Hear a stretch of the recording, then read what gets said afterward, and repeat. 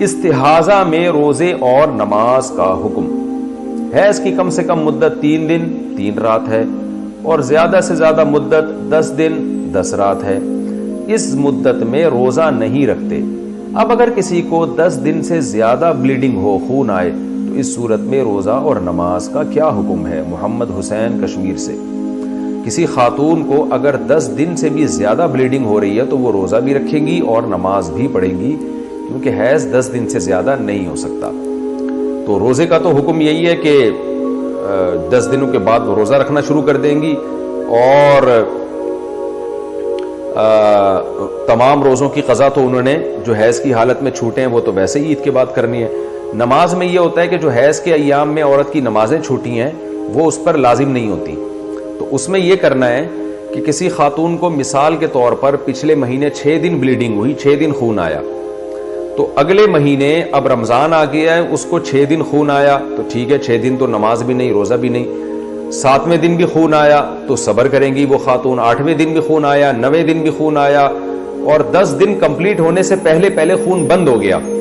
تو اس کا مطلب یہ ہے کہ اب ان کو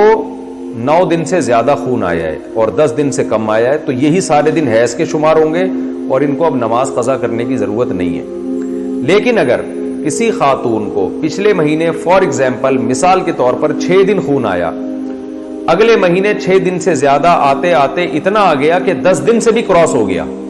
تو 10 دن سے جب کراس ہوگا تو یہ اس کی علامت ہوگی کہ بھئی یہ حیض کا خون نہیں ہے، یہ استحاضے کا خون ہے، اور ایسے موقع پہ پھر یہ دیکھا جائے گا پچھلے مہینے کتنے دن خون آیا تھا۔ پچھلے مہینے چونکہ 6 دن خون آیا تھا تو 6 دن حیض کے سمجھے جائیں گے، اور 6 دن سے اوپر جتنے دن ہیں وہ استحاضہ کے سمجھے جائیں گے، پاکی کے دن سمجھے جائیں گے، لہذا اس میں جو نمازیں انہوں نے چھوڑی تھی ان کی قضا کرنی پڑے گی ان کو۔ خوب سمجھ لیں یہ مسئلہ کہ 10 دن سے جب زیادہ لمبا خون آتا ہے تو پھر یہ دیکھا جاتا ہے پچھلے مہینے کتنے دن خون آیا تھا، پچھلے مہینے جتنے دن خون آیا تھا وہ حیض، اس سے زیادہ پاکی کے اور استحاضہ کی ایام، اور اگر 10 دن سے پہلے پہلے خون بند ہو جائے تو سارے دن حیض کے ہی شمار ہوتے ہیں۔ پھر